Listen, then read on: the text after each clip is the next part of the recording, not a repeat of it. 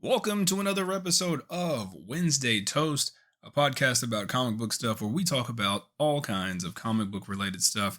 My name is Lex, also known as Wednesday Pool, and I am your solo host today.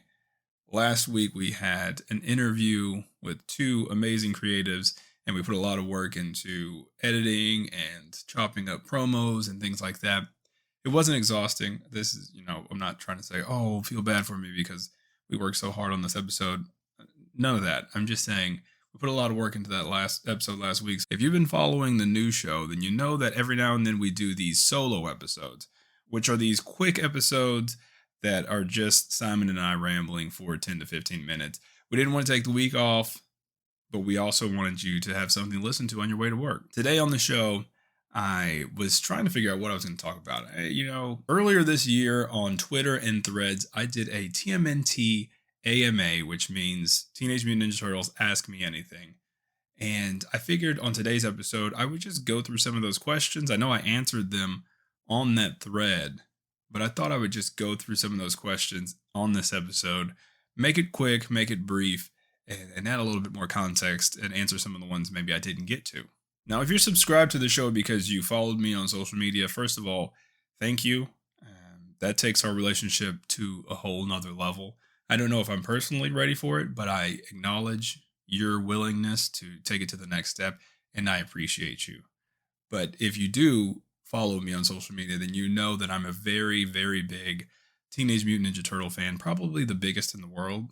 And I know Simon and I have done episodes similar to this or on TMNT in the past, but I figured if I had to do a solo episode, it's probably going to be turtle related. And I'm sure that's no surprise to you. To kick things off, we're going to start with our first question. What is your favorite TMNT movie and why? Now, I know I have recency bias, and I'm going to say Teenage Mutant Ninja Turtles Mutant Mayhem, but there is a lot of factors that go into that, right? I went into the movie, and we talked about this, I think, recently. I can't remember what episode. I will link it in the show notes. But I went into the movie. I didn't have very high expectations. It was just a TMNT film. I was going in because I'm not going to not see it, right? Taking my kids to it. It was more of a movie aimed towards children. So I was like, yeah, I'll just take my kids to it, and hopefully I enjoy it. Blew me away. I enjoyed it maybe more than my kids did, but my kids did enjoy it. So being the whole experience of like taking my children, obviously my wife was there too, but taking my family to see this this Ninja Turtle movie and them enjoying it as much as I did just added a whole nother layer to why I enjoyed it so much. And also it's a good movie, right? I think a lot of times when people ask me this question, I will say Secret of the Ooze, Teenage Mutant Ninja Turtles 2, because I believe that was the first one I saw in theaters. And if it wasn't, it was the one that got the most plays in my house growing up. I mean, that movie, that VHS was worn out. I don't know where it is now, but it was worn out. That's the one that I probably watched in the course of my life the most.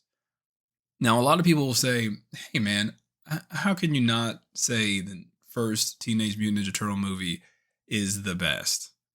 And this isn't me saying which one is the best or whatever. This is just my opinion on which one I've enjoyed the most. I will say that I did recently, a couple weeks ago, rewatch the first Ninja Turtles movie, and damn, it is good. So I will not disagree with anyone or, uh, you know, be upset at anyone's choice if it is the first Ninja Turtles movie because it is so good. Still holds up. That's my weird roundabout way of saying that Mutant Mayhem is currently my favorite movie. Next up, of all the different TMNT animated cartoons, which was or is your favorite and why? Now, I've said this one a lot. It is the 2012 show on Nickelodeon. It's just so good, in my opinion. Another show that I really didn't expect it. The animation styles for both of these were different than what I'm used to with reading comic books and watching the old cartoons and things like that. But I didn't know what I was expecting watching this one. I think even my son started watching it first, and it was sort of in the background for me. And then I got into it, and I couldn't stop watching it, and I loved all of it's very fan servicey in terms of like callbacks and homages to different big moments in Ninja Turtle history. And I think I'm a sucker for that, and I really ended up enjoying that one. It just whether it references the games, old movies, old cartoons, huge fan of that. So I'm gonna always probably say the 2012 show. And in this topic of conversation, people say, how could you not say whether it be the 1987 show, which is just silly. I love it for what it is. It's totally silly though. People really love the 2003 animated series, and I guess it's been a while since I've watched it, but I started rewatching it recently, sort of in the background while cleaning or working on a project or something, and it's pretty good. I know it gets weird where they go into the future or whatever, and then towards the end they're like riding BMX bikes every day or whatever it happens in those last seasons. But the beginning of it's still pretty good. It holds up. But I will say 2012 is my favorite. Rise of the Teenage Mutant Ninja Turtles is severely underrated and overhated. So if you haven't given it a chance, check it out. At least watch the movie on Netflix. I know you probably don't want to watch a movie without watching the entire series, but that's how I did it. I randomly watched the movie and I was like, this is actually pretty good. And then went back and rewatched the series, which captures the silliness of the 1987 show with some really good animation. So that's my answer for that one. TMNT, Biker Mice from Mars, Street Sharks, and Battletoads are all made to battle to the death. How many turtles survive, and why is it all of them? Yeah, that's not really a question. Yeah, the turtles survive. All of them do. And it's just, you can even look at it in terms of like which one is still around. None of those other shows are around. I know Biker Mice from Mars is making a comeback in comic book form, and Street Sharks just had re-release of the action figures. Battletoads, I think, had a game for Xbox maybe last year, recently, but none of them have. They were all sort of like riding the coattails of the Ninja Turtles back then. Now, I would love to see this. I would love to see a version of this, and whether it be a comic book special or something. But yeah, it's not really a question, but I thought it was funny. And yeah, all the turtles survive, and it's just because they're the superior project, Favorite villain outside of the main four of the 87 series, that being Shredder, Krang, Bebop, and Rocksteady. And this question can also be from any incarnation of the TMNT. So if we're talking about 1987, right, I'm going to go with the Rat King or Leatherhead. I think those characters, when I was a kid, were great. Shredder in that show is really stupid, and I didn't think he was that cool. He was great in the movie. Didn't think he was that cool, but I really liked the Rat King, and I thought Leatherhead looked cool. If I'm picking any villain, and this might be recency bias as well, because the ending of the current IDW comic run, Armagon is terrifying. And I loved his character design. It looked insane. So that's my answer to that. Yeah. Shredder is great in the comic books. Shredder is great in the movies. Shredder's great in a lot of stuff. Not really the 1987 show, though. Shout out to Uncle Phil, though. Great voice. I'll always have that voice in my head, though, when I'm reading them. This is a common question for any Ninja Turtle fan, I think. Any Ninja Turtle fan gets this question. And it's always interesting to see, This question is, who is your favorite Ninja Turtle? Now, for me, it's Donatello. And it's very simple. Well, I think it goes back to when I was a kid. The Playmates toys, they had different shades of colors for the Ninja Turtles, and Donatello was like a brown color. And for me, I was like, oh, okay, well, that's the one I'm gonna get because I'm brown. I'm just gonna pick that one up. But as I grew older and like really got into the the lore of the Turtles, it just makes sense that he is the best, objectively the best turtle, right? He may not be the best fighter out of them. He may not be the strongest, right? But in the general sense, he can pretty much do everything that the other three turtles can do, but he's also a super genius, right? He's building portals and time machines out of garbage that he finds in the sewers. Plus, I'm like a huge IT nerd, so that's also like relatively relatable.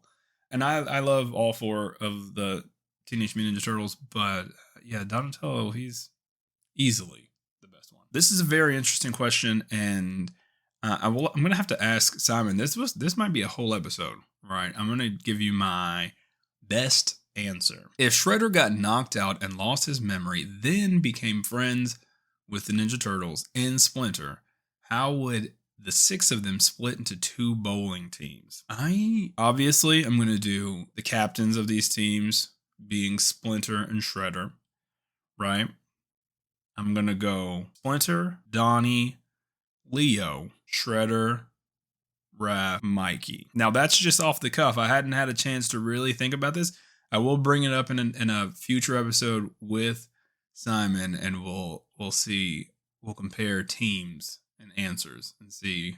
And I would love to hear, if you're listening to this, I would love to hear your answer to this question, because I'm going to actually put some more thought into this. This is a funny one. I can't believe I forgot to. I didn't answer it because I wanted to think about it. So I'm interested to hear what other people think. What are your hopes for Jason Aaron's run of TMNT? Anything you want to see develop or done that wasn't touched upon in the last run?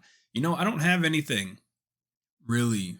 I enjoy Jason Aaron's writing, so I'm just interested to see what story he tells. I don't have anything specifically that I'm looking for. I'm just looking for an enjoyable, well-written run, if that makes sense. I know it's kind of a cop-out, but I love all the different iterations of the Turtles and people's version of them, if that makes sense. So I'm interested to see what Jason Aaron comes up with. Is there one creative who you want to see tackle the Turtles but has yet to? Yeah, I'm a huge Daniel Warren Johnson fan. That's no secret. He did some covers. There was a few covers that he did of the Teenage Mutant Ninja Turtles, and I would love to see. It didn't even have to be specifically the four brothers. It could be just in the world of Teenage Mutant Ninja Turtles, like maybe in Dimension X or something. I would love to see him do sort of a mini series. I know he's got a lot going on, so that's why I say mini series, 4 issues or something like that. But yeah, I would love to see that. I read the old school run. I own Return to New York, but I'm out of touch with much of the comics. However, thanks to my library and Hoopla Digital, I have access to a lot. It gave me 328 results. What should I start with? What's your favorite run? Okay, so anytime I recommend a run to someone, it's the most recent IDW run. In my opinion, it's near perfect. It does get a little wonky towards the end. I think anytime you reach 150 with a property like the Ninja Turtles, it can kind of spiral out of control, and I think that's why they are relaunching it, sort of bring it back to basics. That's not me saying that it's bad. I still enjoyed it all the way to 150. I can just see how some people may have jumped off before it ended, right? So I always recommend the current previous IDW run. But my favorite is the Teenage Mutant Ninja Turtles Adventures book. It was back in the day. It was the one I collected, the one I think I have every issue to. And if not, I need to get back to collecting that.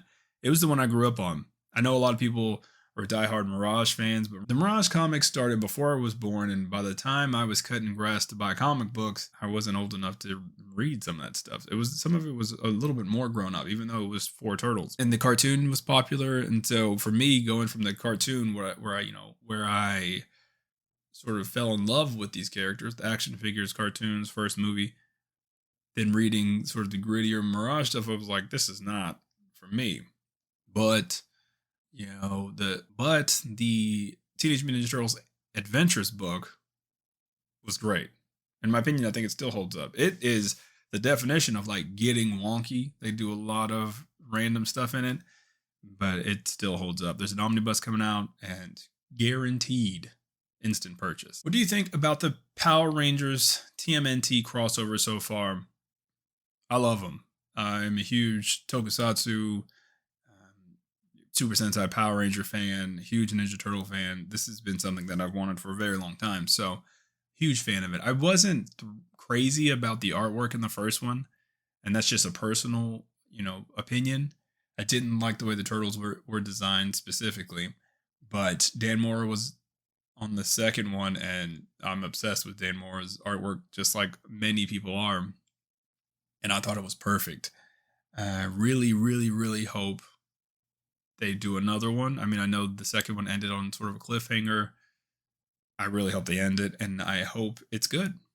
So yeah, I'm looking forward to more of it. What is your favorite Ninja Turtle storyline?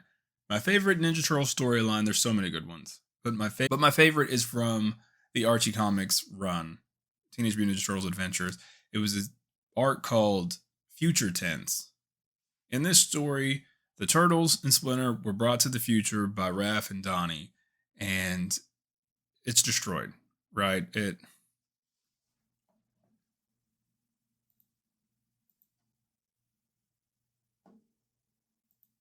It's been a while since I read the story, so I will have to reread it and give you an update. But I remember the Turtles and Splinter get brought to the future, and it is absolutely terrible. Raph loses an eye. Splinter died a long time ago. Leo and Mikey, I think, are being held hostage. I mean, it's a typical future story where everything sucks, and so the past turtles have to work with the future turtles to make everything right again. And I really, really enjoyed it. Now that I'm talking about it, it makes me want to go reread it because I should have been able to explain it way better than that.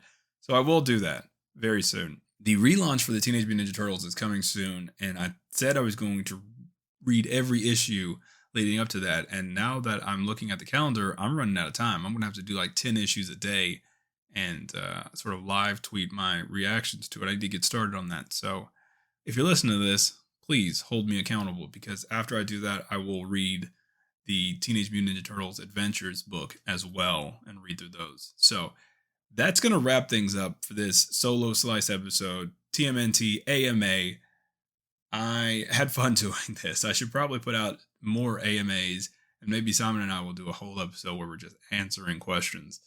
This was a lot of fun and went on longer than I thought it was going to be. So hopefully I'll edit this down to where it's a quick one for you. As usual, I appreciate you guys listening to the show, supporting the show. It means the world to Simon and I. I don't know what next week's episode is going to be about, so I guess you just have to tune in to find out. We'll see you next time.